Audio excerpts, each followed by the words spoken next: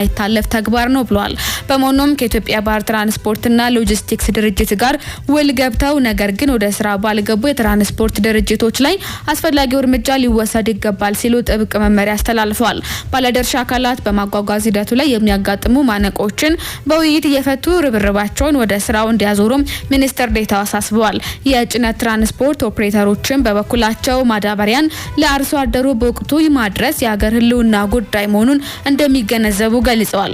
ይሁን እንጂ በማጓጓዝ ሂደቱ ላይ የሚያጋጥሟቸው አንዳንድ የአሰራርና የጸጥታ ችግሮች በዝርዝር የቀረቡ ሲሆን እነዚህ ችግሮች የሚቀረፉ ከሆነ የማጓጓዝ ሂደቱን ይበልጥ ማቀላጠፍ እንደሚችሉ ያላቸውን ዝግጁነት አረጋግጠዋል።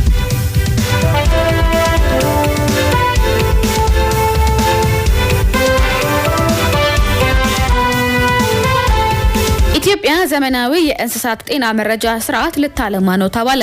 የኢትዮጵያን የእንስሳት ሀብት ከበሽታ ለመከላከልና የውጭ ንግዱን ለማሳለጥ የሚያስችል ብሔራዊ የእንስሳት ጤና መረጃ ስርዓት ልታለማ መሆኑን የግብርና ሚኒስቴር አስታውቋል። በዚህም ስርዓቱን ለመገንባት የሚያስችሉ የዝርዝር መስፈርቶችና መለኪያዎች ላይ ያተኮረ የባለድርሻ አካላት ምክክር መድረክ መካሄድ መጀመሩን ሚኒስትሩ ገልጿል። ግብርና ሚኒስቴር ከዓለም እርሻ ድርጅት ፋኦና ከሌሎች አጋር አካላት ጋር በመተባበር የሚያለማው ይህ ስርዓት በሀገሪቱ የእንስሳት ጤና አጠባበቅ ረገድ የሚታዩ የመረጃ ክፍተቶችን በመሙላት ረገድ ትልቅ ተስፋ እንደተጣለበት ገልጸዋል። ሚኒስትሩ ቀደም ሲል በሞባይልና በድረ-ገጽ የታገዙ የበሽታ ማሳወቂያ ስርዓቶችን ተግባራዊ ሲያደርግ መቆየቱን አስታውሷል። ይሁን እንጂ አሁን የሚገነባው አዲሱ የእንስሳት ጤና መረጃ ስርዓት ቀደም ሲል ያልተካተቱ መረጃዎችን በማካተት ሁሉን አቀፍ መረጃ እንዲኖር ያስችላል ተብሏል። በተጨማሪም የመረጃ መቆራረጥንና የስርዓቶችን አለመናበብ በማስቀረት በሽታዎች ከመከሰታቸው በፊት ቀድሞ ለመከላከልና ለድንገተኛ አደጋዎች ፈጣን ምላሽ ለመስጠት ያግዛል የተባለው በሚኒስቴር መስሪያ ቤቱ የኤፒዲሚዮሎጂ ዴስክ ኃላፊ ዶክተር ካሳው አምሳሉ እንደገለጹት ስርዓቱ የድንበር ዘለል በሽታዎችንና ከእንስሳት ወደ ሰው የሚተላለፉ በሽታዎችን ስትራቴጂክ በሆነ መንገድ ለመግታት ከፍተኛ አቅም ይፈጥራል ብለዋል።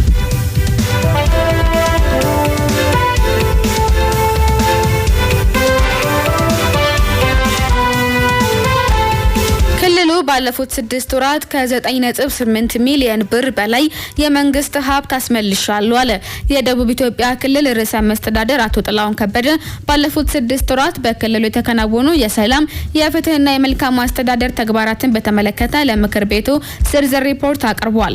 ርዕሰ መስተዳድሩ በሪፖርታቸው እንዳመለከቱት በግማሽ ዓመቱ በተከናወኑ ስራዎች በሙስና ወንጀል ተመዝብሮ ከነበረ 13 ሚሊዮን 593611 ብር ውስጥ 9 ሚሊዮን 891178 ብር ለመንግስት ተመላሽ ተደርጓል ብለዋል። ቀሪው ገንዘብ በህግ ሂደት ላይ እንደሚገኝም ገልጸዋል። በቅጥር በዝውውርና በደረጃ እድገት የሚታዩ ብልሹ አሰራሮችን ለመከላከል 11246 ፋይሎች መመርመራቸውንም ተናግሯል። ከነዚህም ውስጥ 188 ፋይሎች ህገወጥ መሆናቸው ተረጋግጦ የእርምት እርምጃ እንደተወሰደባቸው ተነግሯል። የግጭት ቅድመ ማስጠንቀቂያና ፈጣን ምላሽ ስርዓትን በመጠቀም 530 መረጃዎች ተሰብስበው ተተንትኗል የተባለ ሲሆን 740 የሰላም ኮሚቴ አደረጃጀቶችን በማጠናከር የህብረተሰቡን ሰላም መጠበቅ መቻሉም ተመላክቷል።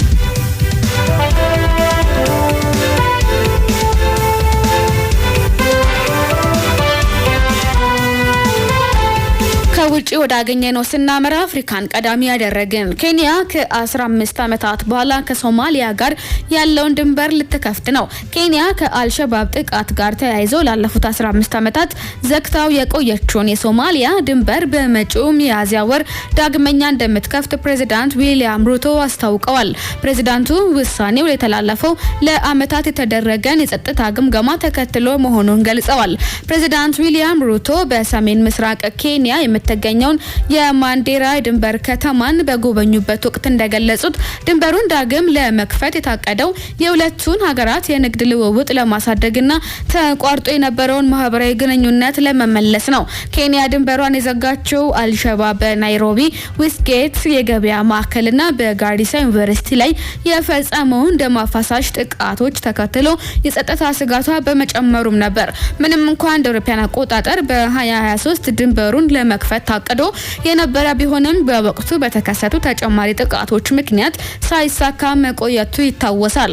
ፕሬዚዳንት ሩቶ ድንበሩ ሲከፈት ሊፈጠር የሚችለውን የጸጥታ ስጋት አስመልክተው ሲናገሩ ከፍተኛ የጸጥታ ኃይሎች ስምሪት እንደሚኖር፣ የኮንትሮባንድና የህገወጥ መሳሪያ ዝውውርን ለመቆጣጠር ጥብቅ ክትትል እንደሚደረግ፣ የማንዴራ ነዋሪዎችም አሸባሪውን ቡድን አልሸባብን ለመዋጋት ከመንግስት ጋር እንዲተባበሩ ጥሪ አቅርበዋል። ኬንያ ከዚህ ቀደም ታጣቂዎቹን ለመከላከል የ680 ኪሎ ሜትር የሽቦ አጥር ለመገንባት አቅዳ የነበረ ቢሆንም አሁን ግን በንግድና በጋራ ብልጽግና ላይ ያተኮረ የድንበር መክፈት እርምጃ ለመውሰድ መወሰኗም ታውቋል።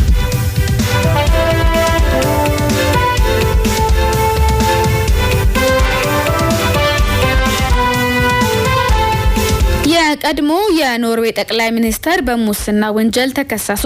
የቀድሞ የኖርዌይ ጠቅላይ ሚኒስተር ቶርቢዮርን ጃግላንድ በታዋቂው አሜሪካ የወሲብ ጥቃት ወንጀለኛ ጄፍሪ ኤፕስቲን መዝገብ ውስጥ ስማቸው በመገኘቱና በሙስና ወንጀል በመጠርጠራቸው ክስ እንደቀረበባቸው የኖርዌይ ፖሊስ አስታውቋል። ክሱ የቀረበው የአውሮፓ ምክር ቤት የጃግላንድን ያለመከሰስ መብት እንዲነሳ ከወሰነ በኋላ ነው። ኦኮክሪም የተባለው የኖርዌይ ኢኮኖሚ ወንጀል መርማሪ ቡድን ግለሰቡ ከ2011 እስከ 2018 ባለው ጊዜ ውስጥ ሙስና ፈጽሟል በሚል ምርመራ መጀመሩ ተገልጿል።